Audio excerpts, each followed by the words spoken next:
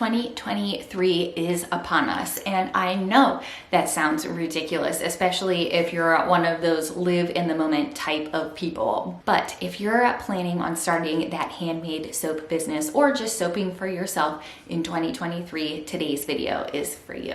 Let's get into it.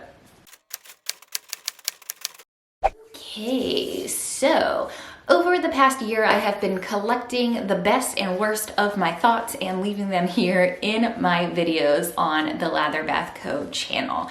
And I really wanted to kind of talk about a couple of them in the same video. I'll link all of the individual videos down below. I've learned so many things, some weird things, some great things, some things that aren't so great, but again, it is what it is. So I have this video here to help you guys. The first tip I have is to niche, but not take it too far. If you saw my rebranding video and then the update to my rebranding video, you'll know that going into a very specific niche really just killed my business. I went from a kind of minimalist, more natural type of product line to a bakery themed, like full-on bakery themed brand. And you don't want to spend all of the time focusing on one very specific subset of people, because again, that could really hurt your brand, especially if you're going in a wholesale type of direction. Okay, so if you're planning to sell on Fair, which I do have a link to down below. If you've already signed up for Fair from my videos, thank you so much. I really appreciate that. Okay, so let's get back into the niching part of it.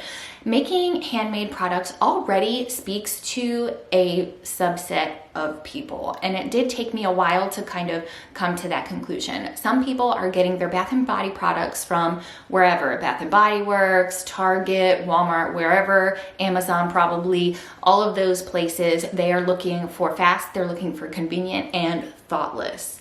But it takes people time to find a handmade business that they trust, all of those kinds of things, right? So you're already speaking to, or by offering these handmade products, you're already speaking to a pretty specific set of people. From there, of course, decide what you plan to offer and how you plan to roll that out to the people that you are trying to gain as a customer. But what I learned was you can really take it too far and hurt your business. My experience was not a lot of people, especially in the wholesale market, are looking specifically for bakery products. So just make sure that or maybe not that they're not looking for bakery products, but they're not looking for a brand that is 100% bakery-based products, right? So speak to the people you want to speak to, but don't exclude the others, because you never know where that next sale will come from. My second tip for soaping in 2023 is to consider the long run or your goals before you make a single purchase.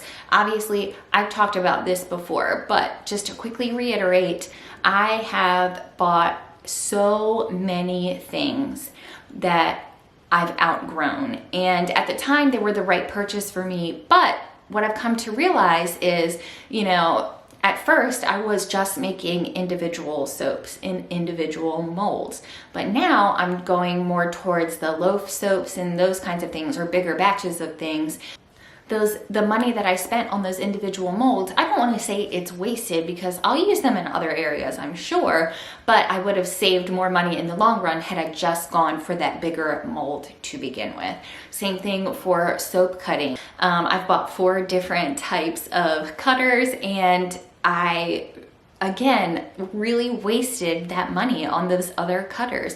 I should have just gotten the best one I could have gotten, even though it was a little more expensive, and I would have really made many more gains than I did. But that's number 3. This is something that I still struggle with, but I have gotten better.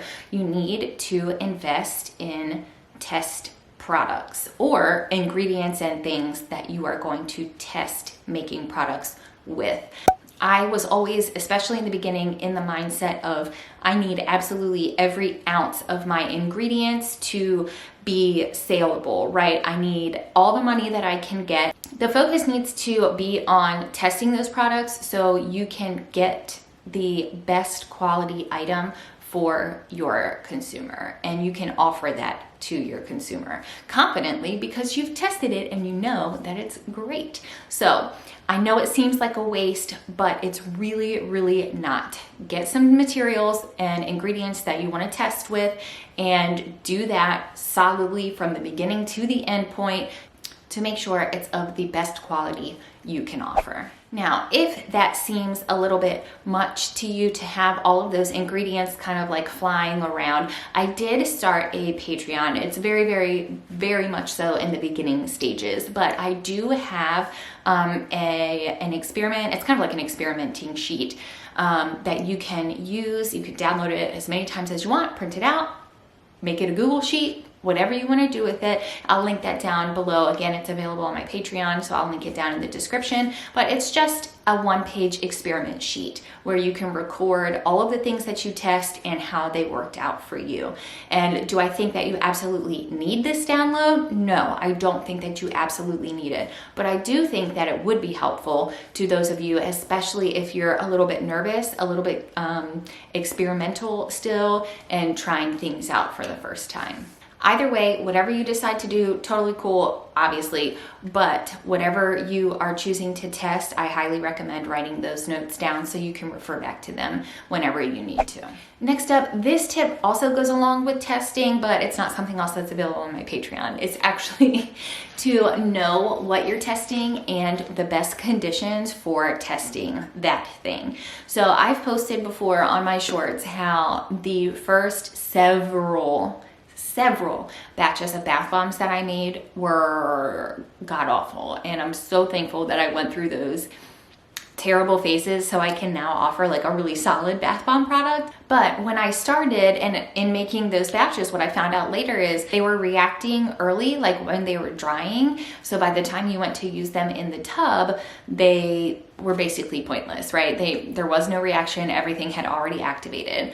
And had I known the conditions for making those products before I started making them, I would have realized that the days that I was choosing to make them were awful days, right? For example, bath bombs, you need to make them on a day with low humidity when it's not raining, unless you have a dehumidifier.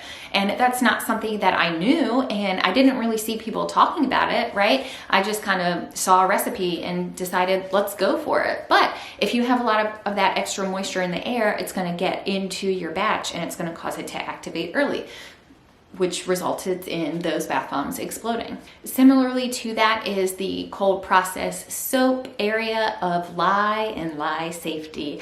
I've talked about this a couple of times. You guys know, if you've seen my videos before, cold process soap and I have yet to become friends. We're just not friends. I can't figure it out. I am getting closer, but I still haven't quite figured out where I keep going wrong.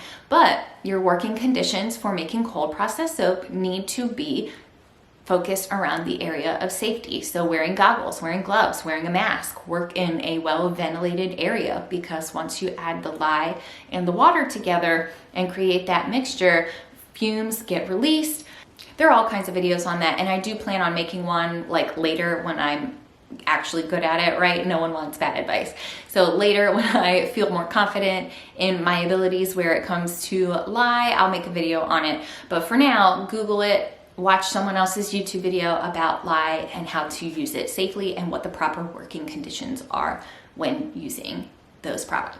All right, we're coming down to the home stretch. Number 5, my 5th tip for soaping in 2023 is to work on and develop a core line as your first offering. What I see and what I fell into the trap of when I started, you know, I kind of started summertime-ish, but going toward the fall season. So I wanted to choose only fall themed things to create and sell. But what happened was, and I'm sure you can already guess this, but what happened was I had all these fall things and I didn't make any sales because I was so brand new. And as a result of that, those products, well, I actually ended up using all of them myself and still am in some cases. But you want to make sure that your first line is not centralized around an event, unless of course it's a private order or something like that, or a holiday. You want to make sure it's just a good core line for you and what you're offering. Like, it speaks about you as a business. And finally, this kind of goes along with tip number 5 about developing your core line. My last recommendation is, before you buy anything else, obviously we know you need to do your research, figure out all those little tiny details that of course you will run into as you are building and developing. But a good place to start is to do some keyword research. You can also look at trend reports that will help you plan. So you want to make sure, for example, when you're looking at keywords, that you're finding things that you can center your products around. So me, planning in the beginning, I was like, ooh, I'm gonna make pumpkin soap for women. That's like as generic as you could possibly be. I focused all of my marketing around that, only to find out that that keyword, or that phrase, keyword phrase, was so overplayed that I was never going to break into that market. But I had already done all of the marketing for the product, so it was really hard to change it afterward, like, you know, the labels and all of those kinds of things. So again, make sure you're doing that keyword research that can help you develop the best line that you can from the beginning. And the tool I use for that is eRank. Out of all of the keyword explorers that I have tried, I really prefer eRank, and not sponsored or anything like that. And aside from keywords, again, would be trend reports. I know a lot of suppliers tend to post their trend reports, which I think is a great, valuable resource. Definitely check those out. I know for a fact Wholesale Supplies Plus always has a trend report. I feel like Brambleberry does too. That's a really good supplier as well. I can't remember any of the others off the top of my head, but I know for a fact Wholesale Supplies Plus has one. I do plan on putting one together to kind of ring in the new year, and I'll add that to my Patreon as soon as it is ready. So while you wait, check out that one on Wholesale Supplies Plus. It can help you get really great ideas, see what's happening out there in the market, see if there's a magical new elixir for you to try and add into your products. All of those things will really help you put your best foot forward. And I think that's going to do it for today's video. No matter what you decide, I'd love to hear what's going on in your head right now in the comments below. I'll leave some helpful links in the description, and I'll see you in my next video. Bye.